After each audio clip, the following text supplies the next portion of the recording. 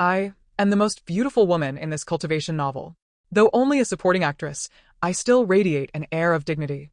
I wear the rosiest makeup in the entire story, and my methods are the most ruthless. I appear with a smile on my lips, but it carries a tainted aura.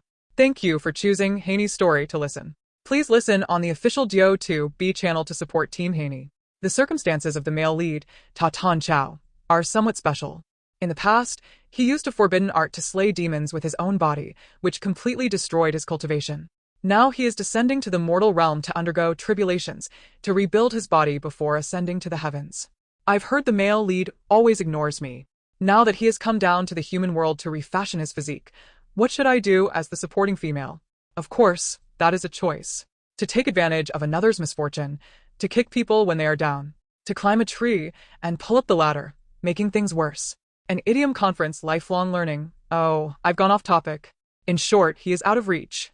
I know very well this game runs by an unspoken code. The male lead shoulders the tribulation. The female lead is the sword that severs the red thread, while I, the beauty whom the screenwriter has painted and penciled, and the poisonous wind, the trial, the scratch upon porcelain. To tell the truth, I grow tired sometimes. Every time I smile, I must tug along the exact tone and the exact taint, as if my eyes were born only to stir flat water into ripples. But then I remember, a villain's role demands courage. A villain without self-awareness is only a wooden puppet. A villain who knows she is a villain, that is truly dangerous. I choose danger. I choose to step down into the mortal world, not to kill indiscriminately, but to lay a courteous trap. The trap of the illusion that he is immune to every temptation. If he does not waver, at least I'll force him to look straight at the word love and at his own pretense of purity. And perhaps, in some hairline crack, I will glimpse, not a halo, but a shadow.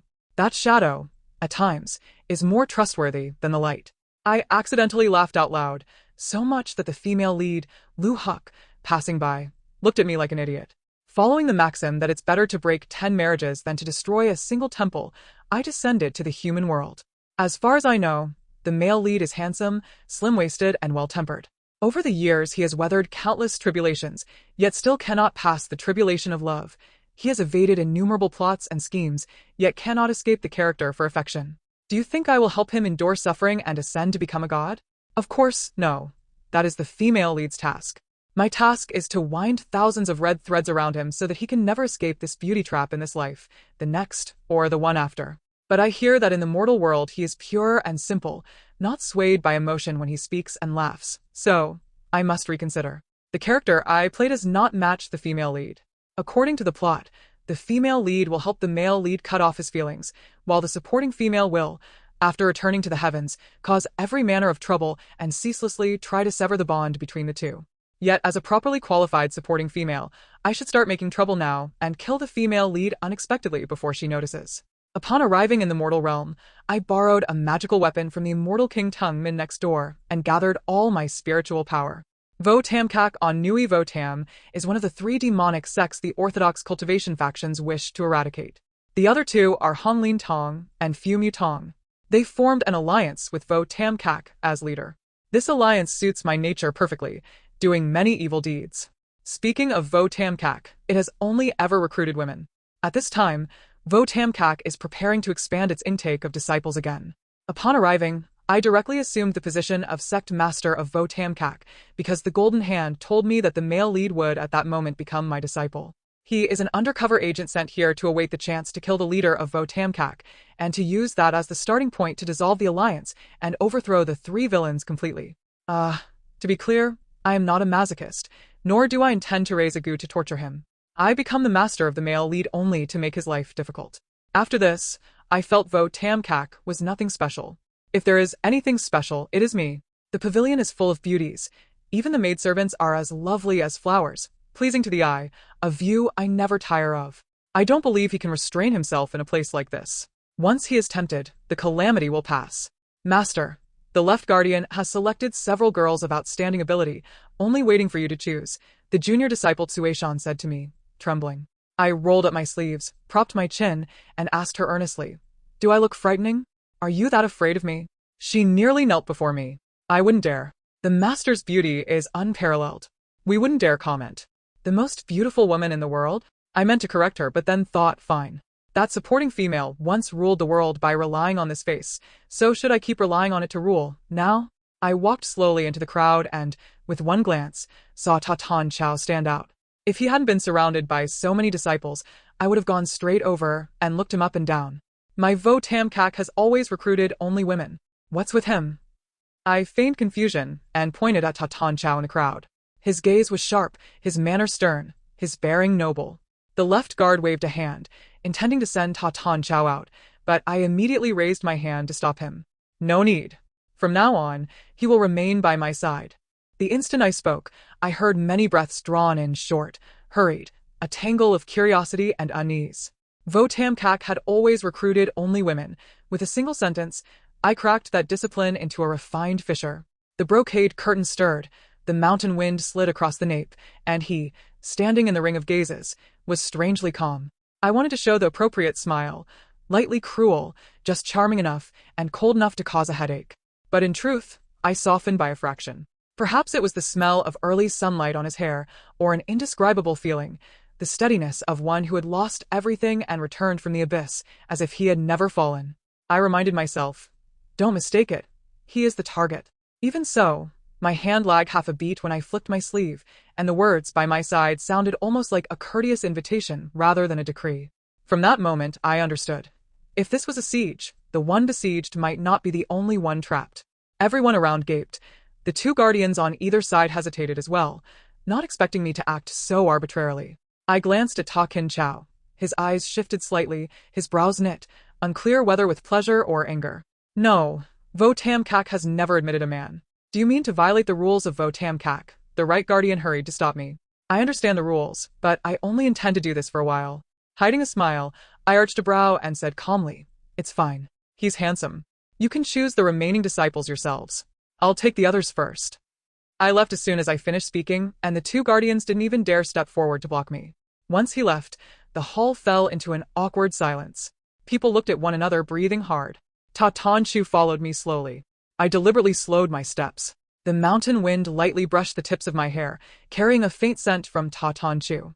It was like green bamboo drying in the sun, or a book that had lain undisturbed for a long time. It was masculine and steady, without any heavy smell of fireworks. A god is still a god, and the radiance they emit does not change even when they fall into the mortal world. Thank you for choosing Hanie's story to listen. Please listen on the official Dio2B channel to support Team Hanie. It's truly a pity he fell into my hands. My chambers are on the second floor, with thick wool carpets, window frames carved in classical patterns, brocade curtains half drawn. Magnificent indeed. What is your name? I asked evenly as I sat and placed my long legs on the table. He was stunned for a moment, and only after a long while did he speak. Thanks, Tan Chao. After thinking a while, I found a sword manual belonging to Ta Tan Chao. After all, in this life he calls me master. I cannot let him suffer in vain. Master, this may not be suitable. He took it, flipped 2 pages, then spoke slowly to me. I took the sword manual and looked in, my eye twitching. How could I forget that Vo Tam Kak had never recruited male disciples before, so the sword arts were all written for female disciples. The first page of the sword manual, forget your lover. The second page of the sword manual, do not think of men. When you draw your sword you shall be divine. There was nothing for it but to bite my pen and spend the whole night revising the sword arts for him, even shedding a few hairs for Tan Chao. Black ink seeped from the tip, blooming into a thin streak, like a miswritten strand of fate. Forget your lover. I crossed it out and wrote, remember clearly what makes you waver, so that each time he drew his sword, he would confront himself. Swordsmanship does not only teach the hands and feet, it teaches the heart. I wrote in the margin. Inverse move. When you see what you want to protect, do not retreat. Then added, heart method. Do not pretend to be pure before temptation, for pretense is also a kind of binding. I laughed. That line sounded as if it had been written for me. At dawn, I suddenly understood why I toiled so. Not out of pity, still less to make him stronger, so he could kill me by the book. I want him not to have to pretend. A person who does not need to pretend will be honest when drawing a sword. Honest, either with me or with death. Just as I was gritting my teeth, revising the sword manual, the right guardian, Tan Tu, knocked on the door. She wore a white robe, looking like an immortal. Seeing such a beauty, I lost focus again. What is it? I coughed lightly to hide my embarrassment and spoke as calmly as I could. Ta Tan Chao, he's likely a spy sent by Zich Duong. He's very dangerous.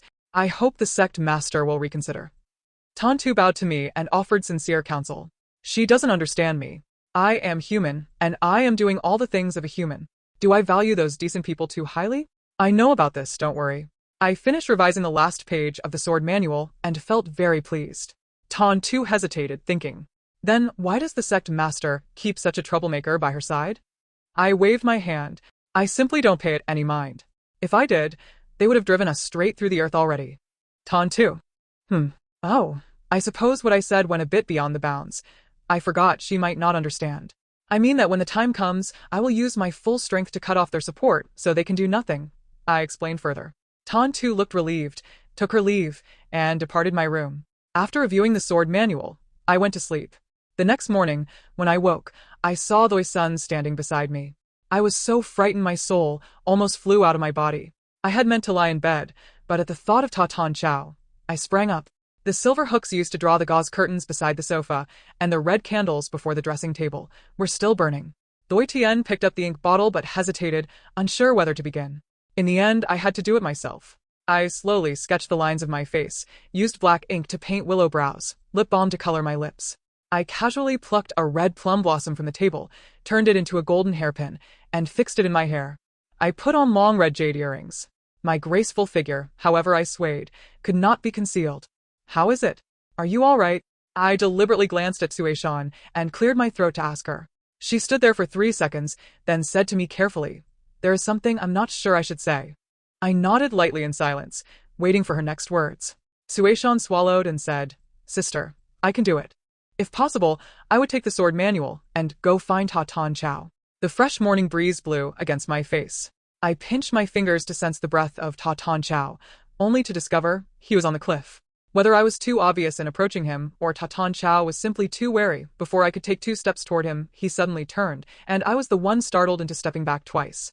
I cursed myself for being so useless. His brows arched high, eyes long and narrow, sockets deep and bright. Bathed in the morning sun, every angle was perfect. "Master." He called to me, and I snapped back to my senses. Otherwise, I would have been staring at him. "May I test your skill first?" Though I said so, I had already drawn the sword from my palm and suddenly pressed forward toward him. In truth, I knew no sword technique at all. I only wanted to test the difference between God and man. Ta-Tan Chao did not draw the long sword in his hand. He only gave a slight flick of his wrist, scabbard and blades striking, sparks flying. "Do you look down on me, or are you afraid to fight?" I giggled and drew my sword. "I'm sorry." Ta-Tan Chao turned to me and spoke calmly. Right then, the sword in his hand suddenly flew from its sheath, the sharp blade driving straight at me, ferocious and unstoppable. Why should I fight? There was no way to defeat him. The truth proves that even if I am a god, I still cannot defeat the male lead when I need to. Besides, I have only one life, so I'd best not go looking for death. I will accept fate when the time comes. So, I chose the physics plugin. Sorry, gods can do whatever they want. In an instant, I quietly raised my hand and formed a seal. A white light flashed. I caught the sword tip, bending it slightly. The iron blade creaked and shuddered. At the same time, this divine power changed the blade's direction, turning it straight toward Ta-Tan Chao. He dodged in a panic, his hair a little disheveled. Taking the opportunity, I quickly closed in on Ta-Tan Chao. He was extremely defensive, already retreating to the edge of the cliff to keep his distance from me. Perhaps the sword wind was too strong. He had to lean back and fell. I was shocked. I had only been here 2 or 3 days. Had he died so soon already? Fortunately, I was fast enough to seize his wrist. Otherwise, he would have fallen and been smashed to pieces. After all, everyone acknowledges I am strong. When I was young, the teacher praised me and said I could block the whole class by myself. There was a cliff thousands of feet deep, no end in sight, clouds and mist all around. Looking down, I felt fear. If I did not hold fast with the breath of my spiritual energy, sooner or later my hand would break from holding such a heavy person for so long. They all say you are an undercover agent sent by the enemy to assassinate me. Do you have anything you want to explain? I did not hurry to pull him up. Instead, I examined him first. Generally, when faced with such desperate situations, people will say something useful. No. People's words are frightening. The innocent will be vindicated. Ta-Tan Chao said, lifting his head to look at me with cold eyes. "Oh, you are truly arrogant and proud with me, Ta-Tan Chao. Do you know what your death will be beyond your imagination means? Ta-Tan Chao, if you don't tell me, do you believe I'll let you go right now?" I laughed, my tone a touch teasing. "I don't believe it. Ta Tan Chao's calm tone did not sound like that of a man hanging from a cliff. Then I let go and let him fall. In truth, I had no special idea at all. I only wanted to show him how dangerous society is and how unpredictable people are. This wicked supporting woman specializes in resolving every kind of dissatisfaction. The wind at the mountain's foot was very strong. I bit my nails for a long time before I could sense the breath of Ta Kin Chao. After a while, I lifted my head. The sunlight was a bit dazzling, but it didn't stop me from finding him. The so-called bottomless abyss. If you go down, it may not lead to a bright future, but it may also leave no one behind. Just before Ta Tan Chao was about to make close contact with the jagged mountain range, a white light flashed, and the magic circle I had set up held him fast, keeping him from being shattered to pieces. Ta Kin Chu was astonished. I saw in his eyes a trace of confusion, mixed with a strangeness, so complex I couldn't make sense of it. He looked as if he were angry, but in truth he wasn't. His calm exceeded my imagination. Perhaps he was thinking of how to find a chance to kill me. Is it fun? I squatted down in front of him and smiled delightedly. Very fun, he answered me. I nodded. Want another round? Ta Tan Chao's already pale face suddenly grew uglier. I took a handful of candies from my pocket and offered them to him. Guess how many candies I have. If you guess right, all 5 are yours. 7. Ta Tan Chao answered me, then, trembling, took a candy from my palm. The cliff wind tore along my sleeve. The mountain's murmur was very faint, like an ancient warning. I had let him fall.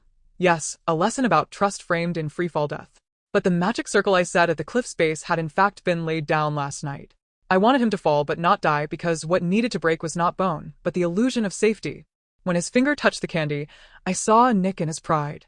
A god descending to the mortal world, letting a female demon measure his heartbeat with a 7 or 5 riddle. In just such trifles, people often drop their guard. I was not noble. I exploit every little thing. But right then I discovered myself hesitating. If I wanted him dead, why did that magic circle fit each gust of wind so precisely, like a guiding hand long familiar with the path? Very well, I sneered, gritting my teeth. Tomorrow I'll put the 2 remaining pieces into your urn. Or you can set them beside his grave when you burn incense for him. If at that time you had said you didn't believe, perhaps I wouldn't have left you behind, I told myself. Trust is a strange thing. Ta Tan Chao sat down to rest. After unwrapping a piece of candy, he slowly turned to me and said. The noon sunlight pierced the clouds and fell upon him, clearly slender and scattered, yet somehow dazzling. What do you mean?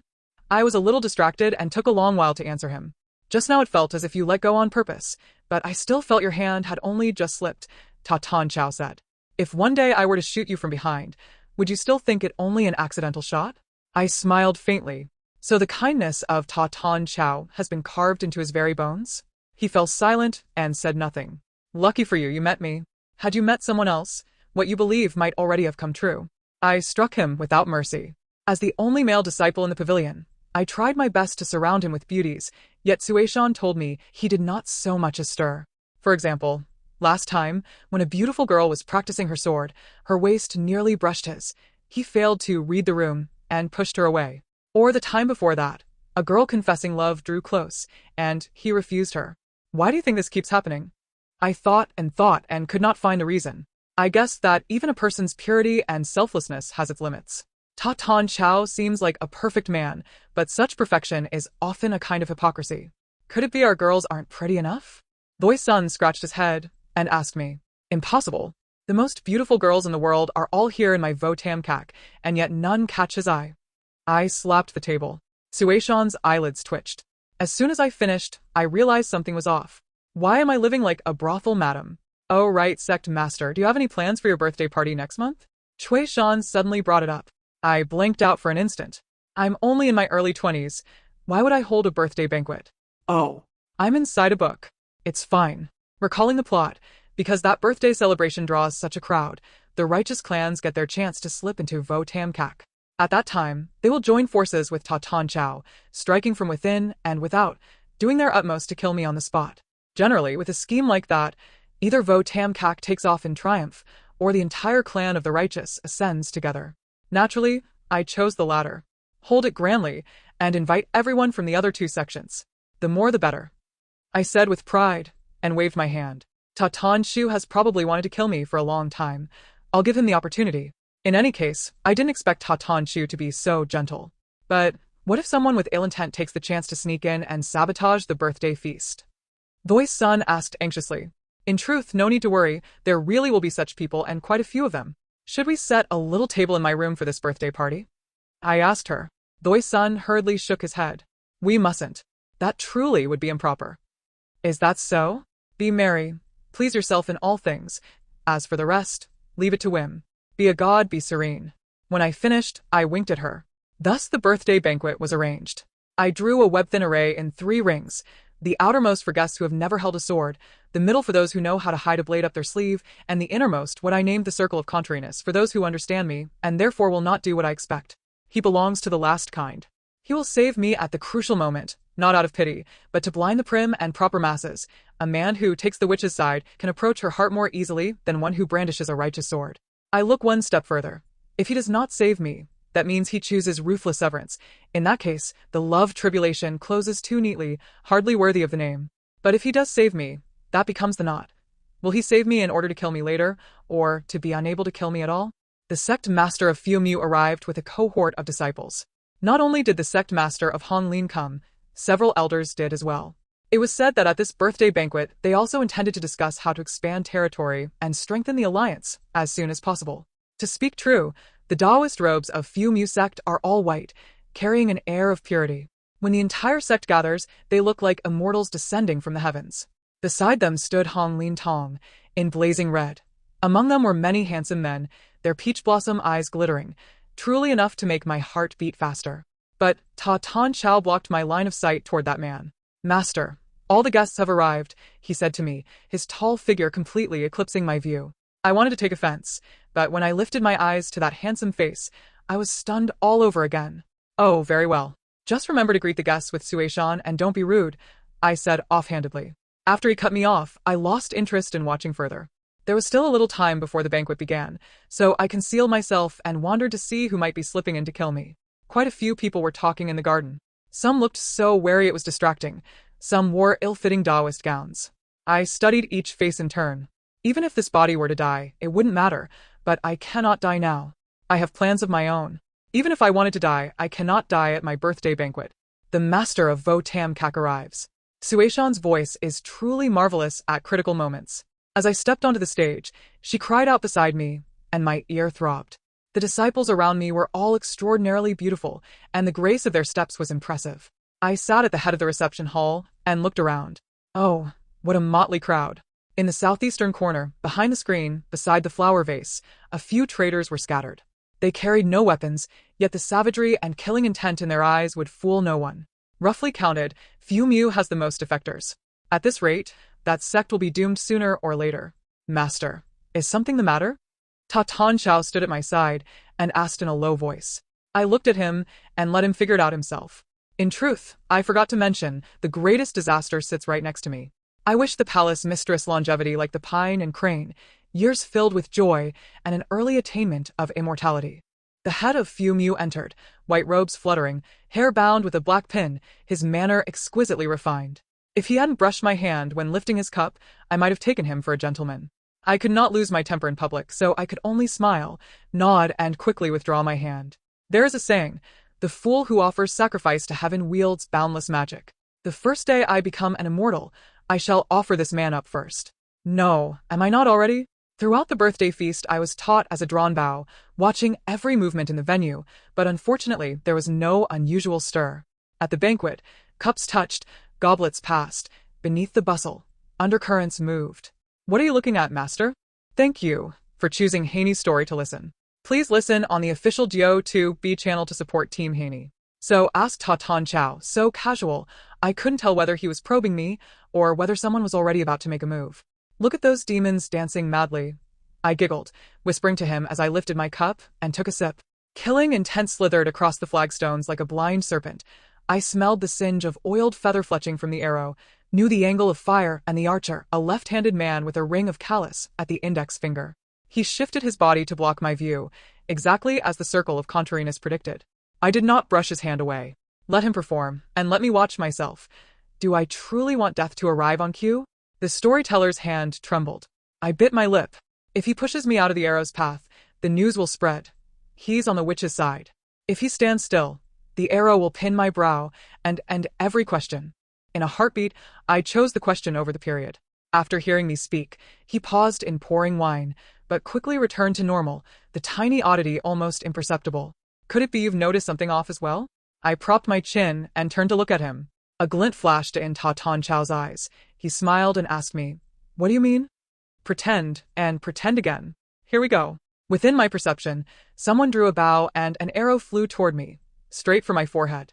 My mother always told me one must be honest and upright and never stab another in the back. When I grew up, I realized not everyone has a mother. I closed my eyes and calculated the angle, ready to dodge the arrow and strike back. But suddenly someone came close, and I lost focus for a split second. I never expected Ta Ton Chow would dare to dash out and finish me off. He was cursing inside with every swear he could think of, but the arrow had already flown toward him. Ta Ton Chow stepped forward in a rush, yanked me hard into his arm. I lost my balance and fell against his chest. The arrow followed its original path and finally pierced through the wooden screen. But I had evaded the arrow, and for an instant I didn't know what to say to him. In truth, there was no time to say anything. The situation had already begun to descend into chaos. The two spies behind the sect master of Fu Mu launched their attack. One, dagger in hand, rushed straight at me. I slipped from his arms, snatched up the shards of a porcelain cup, poured divine power into them, and felled the two who surged in first. Doi Sun stood before me with a sword. The leaders and disciples of Fu Mu sect and Hong Lin sect all held their weapons, lined up in solemn, wary ranks. The situation began to clarify. Good and evil started to sort themselves cleanly apart. The decent ones shed their disguises, and as expected, there were more of them, and they were all experts. It seemed he was determined to kill me. Since you intend to kill me anyway, why did you save me? I asked Ta Ton Chow at my side, my face full of disdain. I only meant to poison you, not shoot an arrow, he said. With that, Ta Ton Chow honestly produced the poison for me to see. Chuangxinden, colorless, tasteless, easily dissolving in wine. Suddenly, I remembered he had just poured wine for me, hadn't he? I looked at him sharply. My heart sank. Could it be he truly wanted to kill me? No. Ta Ton Chow glanced at me, then added, "Your poison is expired." I sniffed it. The label claimed colorless and odorless, but the scent from within was intensely sharp. He took the vial, looked it over, said nothing. Agreement by silence. When a poison expires, does it lose toxicity or become more toxic? I asked him. He shook his head, his hand moving a touch more deftly. It doesn't really matter. I can take you away either way. Destroy it then. I'm tired. Meanwhile, the front rows were bracing for battle, the air turning taut. To ease the tension, I impulsively decided to sell off one of the apprentices in the back rows. I'd only taken it on not long ago. It was 90% new, just a few small scratches. We'd had a splendid time chatting, and I was throwing in free shipping. Hey, so many people have come. Aren't you afraid they'll all die here and leave their sex headless?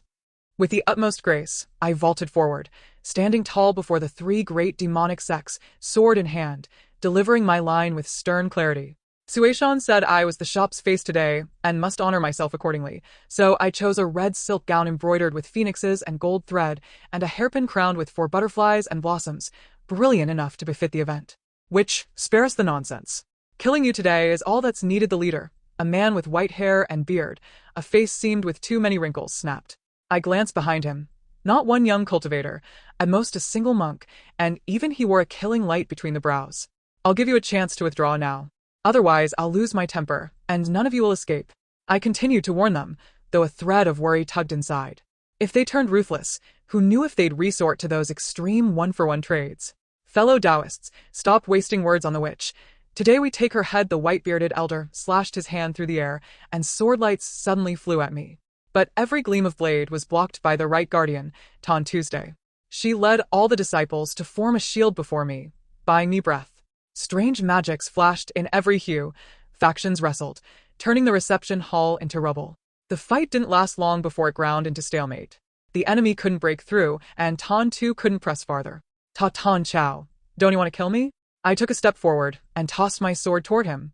There's that saying, either explode in silence or be exposed in silence. Yes, the first half is Lu Sun's exact wording. Rather than wait for him to strike from behind, better to bring him in front of me and fight one-on-one. Don't misunderstand me. He's the one pitted against us all. What are you hesitating for? I stepped forward. We were only an arm's length apart.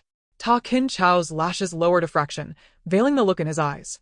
The corner of his mouth lifted lightly. He dared another step, bent close, and looked straight into mine. I was thinking, I still prefer. Prefer what? He hadn't finished when a feral, uncanny savagery flashed across his gaze. I thought he meant to strike, but instead his hand shot out and caught the sword tip aimed at my back. Steel flashed with a cold sheen, a faint, invisible pressure spread from him like mist. Blood, fresh blood trickled from my ear. It was from Ta Ton Chow's palm, where he gripped the blade. Ta Ton Chow, are you mad? Let go, and I'll kill her. I turned, incredulous, and saw Hong Tui, eyes vicious, snapping at him. Ton Chow. If not now, when will you kill her? The white-bearded elder across the way bellowed, spurring him on. I already said, if anyone is to kill Neep Chiu, it will be me and only me. Ta Ton Chow's tone was so harsh it raised gooseflesh. For an instant I couldn't tell whether to feel chilled or afraid. Ton Chow, you're mistaken. What about this which is worth your attachment? The white-bearded elder kept shouting. Ton Tu suddenly turned back. Hong Tui, are you insane? The sect master treated you well. Why betray her? Hong Tui's betrayal plunged the field into crisis. The righteous could only buy time with Ton Tu. Now a full counterattack began. They might hold even for a while, but the neighboring Hong Lin and Fu Mu were already failing to withstand the assault. Ta Ton Chow, I'll settle with you later. With one hand I shoved Hong Tui aside and, in the same motion, knocked Ta Ton Chow out of the battle's core. Ton Tu returned, yet she'd spent too much power to withstand Hong Tui's killing stroke. The sword cut her shoulder. Lead the others to withdraw. I'll handle the rest, I said, shielding Ton Tu. No. Our enemies have poured in everywhere. You can't handle this alone. Shocked and frightened, Ton Tu grabbed my sleeve with her wounded hand. I had no choice but to use soul force to drive her away. She didn't understand. Everything had been arranged to fall just so I could absorb it in one breath. A thunderous blast erupted at my side. The smell of scorching spread through the air. Flames devoured the original retreat. Fire crowned the entire hilltop, swallowing the reception hall, then narrowed inward toward the hall's center. Thank you for choosing Hanie's story to listen. Please listen on the official Geo2B channel to support Team Hanie. The fire kept burning. I stood within the ring of flame, watching those with swords attempt to flee. But once the fire touched anything, it leapt to the flesh, and then covered the two of them at once, turning to smoke and dissolving within Vo Tam Kak. Which, do you mean to die with us? One elder roared, stepping in with a knife. You forced me to this. I told you it wasn't too late to go, but you waited until escape was impossible to regret. I blinked and slipped easily past a strike. The mountain wind rose, and the flames grew fiercer. Hong Tui, why betray me? I crouched and asked her. She had just attempted a deadly trade, the very one-for-one extremity I'd feared. Now her vital energy likely ran backward through the meridians. All her strength would be squandered. Right, she was the one who'd brought Ta Ton Chow in. Otherwise, how could he have appeared out of nowhere at the disciple selection? If I kill you, I'll be beneath no one, she rasped, not daring to lift her head. Her voice was hoarse and cold. Ask yourself, besides that face, what makes you the master of these towers? I'd never thought about it. When I arrived, this body already held the master's seat of Vo Tam Kak. Very well, the victor takes all. Right and wrong don't matter. I nodded and accepted it. But here, before me, you may refuse your fate, yet you cannot refuse defeat. Hong Tui lifted her gaze, eyes vacant. When the fire was about to reach me, I made a sign and departed the scene. Fire stops naturally when there's nothing left to burn. I had spent too much divine power today. Fatigue settled in. Entering the corridor, I could hardly keep my feet, but when I saw Ta Ton Chow move to steady me, I brushed his hand away. I'm sorry. I truly don't wish to see you right now. I would rather hold the doorway and leave without so much as a glance, until a chill ran down my spine. Heavens, Ta Ton Chow was a ruthless man indeed. I nearly ground my teeth around a curse. Didn't you say you had a score to settle with me? His voice came from behind, tinged with a faint smile. My back stiffened. I turned slowly. Ta Ton Chow wore a deep blue robe. His figure was straight, his face handsome. Those black eyes fixed on me, unsettling as a weight. This time, they had not only failed to bind the red thread, they had died first. Very well. Let's settle it. I drew a long breath and counted on my fingers.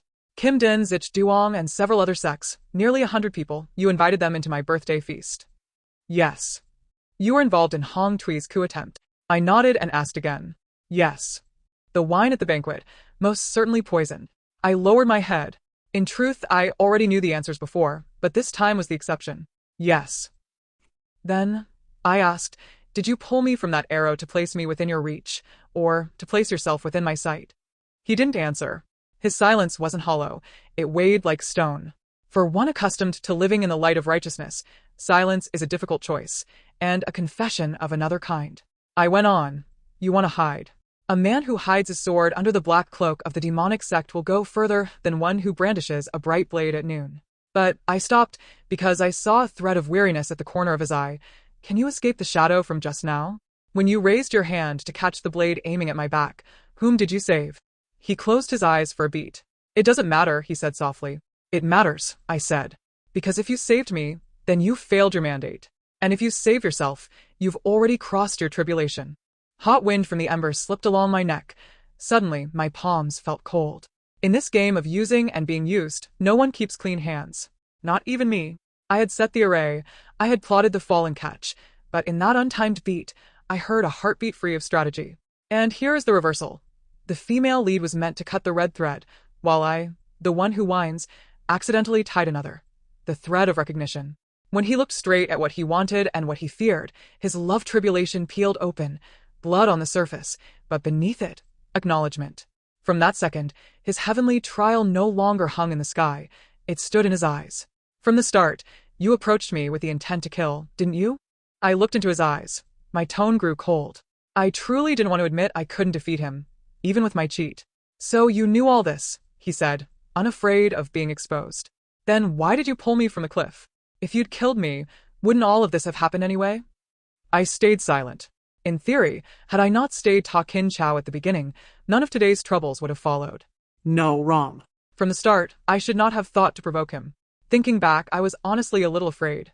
If, by some perverse coincidence, I helped him through fate and he ascended to the heavens, wouldn't my life from now on be wretched? Even if I failed this time, should the female lead help him next time, I'd still face trouble ahead. Ahem. I had drifted off and forgotten Ta Ton Chow still stood before me. Neep Chiu, do you find it amusing to toy with all of this in your palm? The smile vanished from Ta Kin Chu's face. He clamped my wrist. His eyes were cold as water, freezing to the core. I had to admit, the man's simplicity remains, but when needed, he is truly ruthless. You win. Go. I'm tired. I lowered my eyes with a sigh, relaxed my hand, and spoke evenly. The air dimmed in a blink. From the corner of my eye, I caught the terrible wound in his palm. At such close distance, I could feel his body's tremor and his breath coming hard. The more he hesitated, the more ridiculous I felt before him. Ta Kin Chow was silent for a long time. I looked up. There was something in his gaze I could not name, and I didn't dare look longer. What I fear most are things without names. Blood dried brown in the creases of his fingers. Smoke still clung to his hair. Amid the wreckage, the sky grew suddenly flat. No roar like when the fire rose, only a silence that called. I heard the sand grains drop inside the hourglass of fate. Each grain struck the next and formed a word, AC Septance.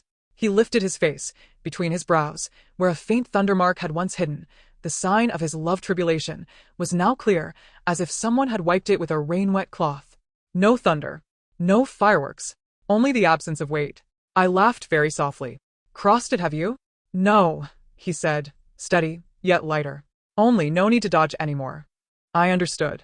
Before killing, people usually dodge. Dodge questions, dodge reflection, dodge admitting that saving and killing can reside in the same hand. He now does not dodge.